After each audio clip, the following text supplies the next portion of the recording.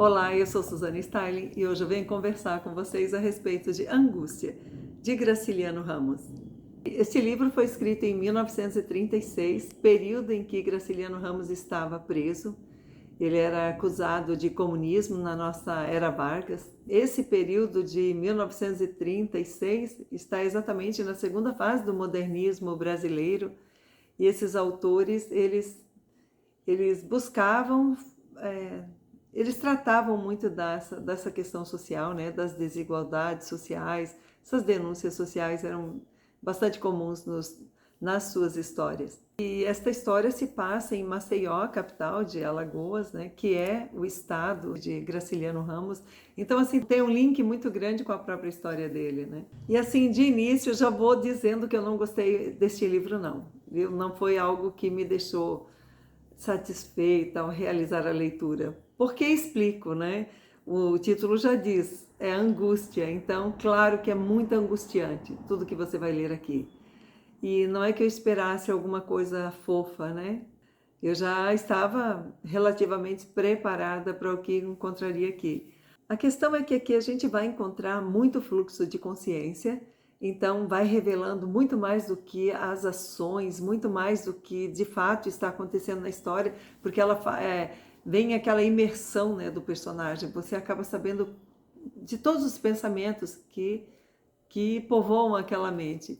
E como ele é um ser, esse Luiz da Silva é um ser assim bem angustiado, a mente dele não anda nada boa e a gente fica sabendo cada quarto escuro que esse homem entra, sabe?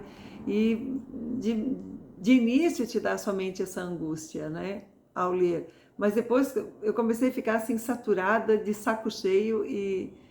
Enfim, para vocês terem uma ideia, o próprio autor, ao reler a sua obra, né, mais tarde, ele diz que ele já é um traço de Graciliano Ramos não aprovar muito as suas próprias histórias, né?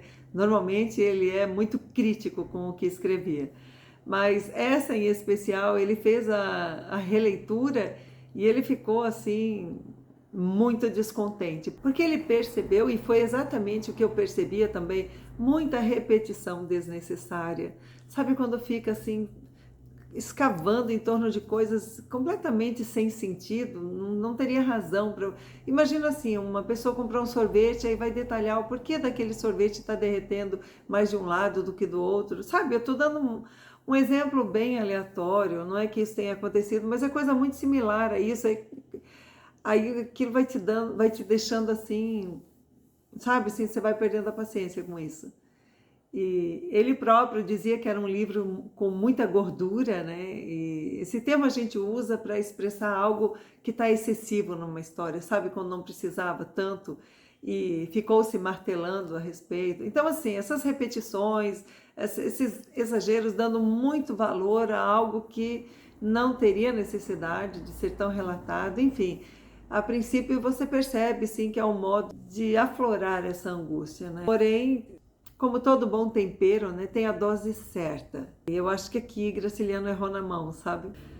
Bom, então vamos à história de Luiz da Silva. Ele é neto de um fazendeiro. No tempo em que esse fazendeiro ainda era vivo, a fazenda já não andava muito bem das pernas, né? Já estava assim entrando em decadência. Quando esse avô morre, o pai de Luiz da Silva também é aquela pessoa que não se interessa por nada, não tinha muita intimidade com o trabalho. E aí ele começou a se afundar em dívidas. Quando esse pai de Luiz da Silva morre, simplesmente no dia seguinte os credores aparecem e vão se apropriando de tudo que tinha naquela fazenda. Isso aqui é meu, isso aqui é meu, pela dívida que seu pai tinha. Foi retirando, e Luiz da Silva ainda era muito jovenzinho, muito criança. Então, do dia para a noite, ele fica sozinho. Claro que alguém vai apadrinhar essa criança, mas assim, ele vai se ver sozinho no mundo e ele vai buscar viver em outro lugar, tentando melhorar a sua vida, tentando sobreviver, simplesmente isso. Mas, por sorte, no futuro, ele faz um concurso público e ele é aprovado. Então, no momento em que a gente começa essa história, ele é um funcionário público, angustiadíssimo. E faz 30 dias que aconteceu uma coisa muito grave. A vida dele já não era boa, então assim, já está na fase adulta, ele está lá com seus 35 anos e tem alguma coisa muito ruim que que aconteceu a ele, né? E como ele não tem alguém para desabafar, não é algo que ele pudesse contar com alguém para ouvir sem sair impune, ele acaba relatando para o leitor, ele acaba escrevendo essa história, né? Então a gente vai ficar sabendo de que nesse local onde ele mora, que é uma espécie de pensão, um lugar horroroso, com ratos, um lugar sujo, ele tem uma senhora que trabalha para ele, e em algum momento ele fica sabendo que uma velhinha que morava ali ao lado de sua casa, ela faleceu. E ele só descobre isso porque ele começa a ver um movimento de uma outra família ali. Aí essa empregada fala para ele: "Ah, a senhora morreu. Nossa, já faz um ano." E agora tem outras pessoas ali, né, vivendo naquela casinha. E chama a atenção dele uma moça que é bem mais jovem que ele, me passa a impressão de alguém assim em torno dos seus 17 anos, por aí. E ele fica enlouquecido por essa mocinha, né? Ele começa a observar os movimentos dela e a gente vê claramente que essa garota, ela assim, além de muito pobre como ele, ela ainda é mais pobre que ele, é só ela, pai e mãe em casa, mas ela é aquele tipo de menina folgada, sabe, que não quer saber de trabalho, que vive pintando as unhas, pintando a boca, pintando, sabe, fica se enfeitando e você vê que ela não tem interesse nele, mas ela se deixa levar pelo interesse que ele tem nela para tirar algum proveito disso. Então eles começam mais ou menos um namorinho assim, mas ela não deixa ele avançar os sinais com ela, né? Ah, imagina, né? A gente precisa casar. Então ela faz insinuações de que só se a coisa fosse mais séria, né, no relacionamento deles, aí eles poderiam ter então um envolvimento sexual. Para o leitor fica claro que é uma menina fazendo o jogo o tempo inteiro, sabe? Porque ela não demonstra sentimento algum por ele. E na verdade, você também percebe que ele não tem sentimento exatamente por ela. Ele tem um desejo sexual muito grande por ela, né? Ele criou uma fixação nessa garota. Enfim, ele então fala para ela: "Bom, vamos nos casar, né?"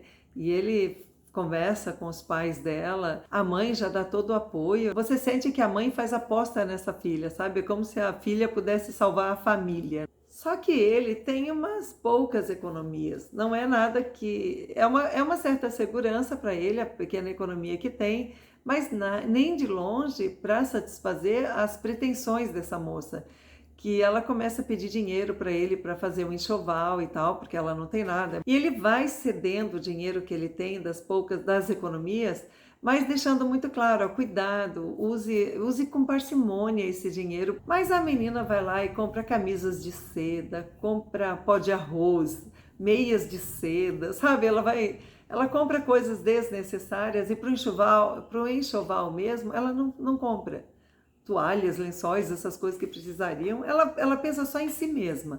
Ela compra coisas para ela, para embelezar a si mesma. E aí, resultado que ela acaba com todas as economias dele, ele acaba pedindo dinheiro emprestado, ele já fica contando com o salário do próximo mês que vai vir e a vida dele vai virando de cabeça para baixo. Até que em um momento, eles são vizinhos, ele estava retornando do trabalho e de longe ele percebe uma cena dessa Marina, que é a namorada dele, noiva já, né, com Julião Tavares. Julião Tavares é um cara que é descrito aqui, é um amigo dele, mas um amigo que Luiz da Silva não gosta muito, porque ele não gosta muito das atitudes desse Julião. Ele é metido a conquistador, ele é relatado como um homem muito gordo, de pele muito vermelha, sabe, aquela pessoa espaçosa que vai jogando, vai se insinuando para as mulheres, né? Alguma coisa assim, metida a conquistador. E ele já tem uma certa fama de que ele começa a namorar uma garotinha, ele desvirgina essa menininha e passa adiante, né? Então, quando Luiz da Silva chega, vê essa cena dos dois se derretendo um para o outro, Marina e Julião Tavares, ele ficou louco da vida. Então, isso acaba fazendo com que esse relacionamento termine, claro, porque a Marina já está realmente dando maior mole para Julião Tavares, porque a qualidade de Julião Tavares é que é um cara que tem dinheiro. E aí ela começa a viver aquela vida com o Julião Tavares, assim, muito, sabe assim, cantando alto, feliz, demonstrando a sua alegria. E o nosso fracassado herói Luiz da Silva, ele tá mauzão, porque ele mora coladinho, é como se fosse parede e meia essas casas. Ele fica ouvindo cada movimento da Marina, fica enlouquecido, assim, de ver ela toda feliz, né? E saindo com roupas bonitas de casa. Julião Tavares acaba dando muitas coisas para ela, vai conquistando, até que finalmente Julião engravida a Marina. Tudo que Luiz da Silva queria, Julião conseguiu e abandonou Marina. E aí o Luiz da Silva se toca que ela está grávida, né? Chega uma situação em que ele vai seguir ela e vai descobrir que ela está indo numa senhora que faz aborto. Ele fica aguardando ali na rua, num barzinho lá, bebendo alguma cachaça.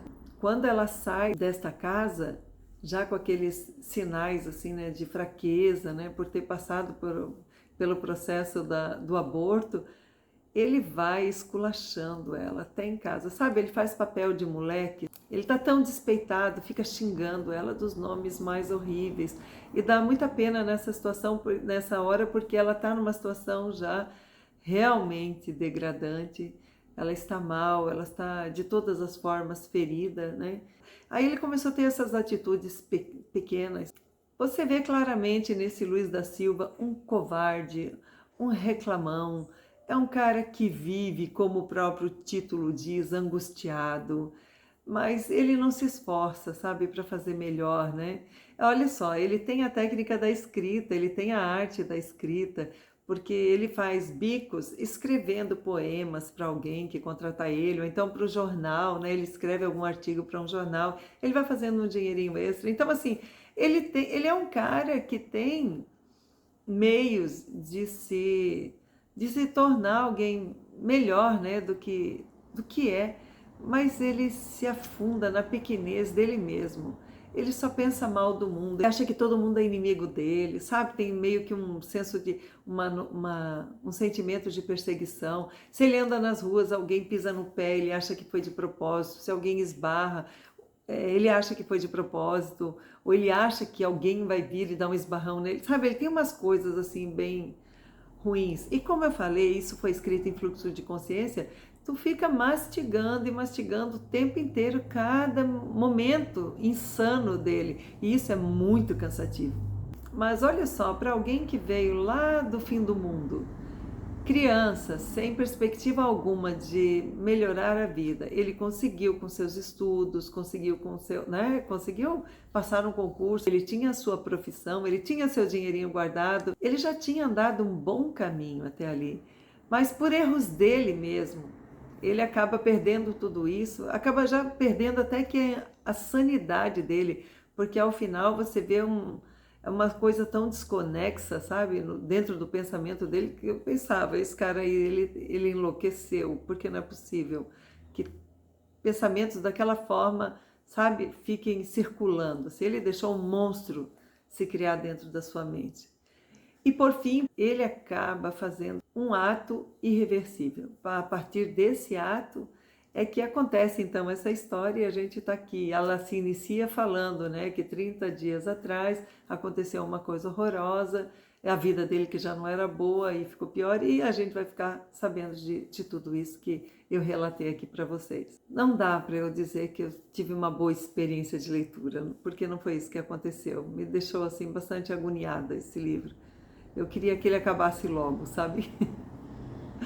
Então é isso, eu peço que me desculpem aí os fãs de Graciliano Ramos, mas aqui em Angústia ele não me deixou feliz nem um pouco, foi duplamente angustiante, tá bom? Eu espero que você tenha gostado da resenha de hoje, agradeço a sua presença até aqui, aguardo você na próxima semana com uma nova resenha, um grande beijo e até lá!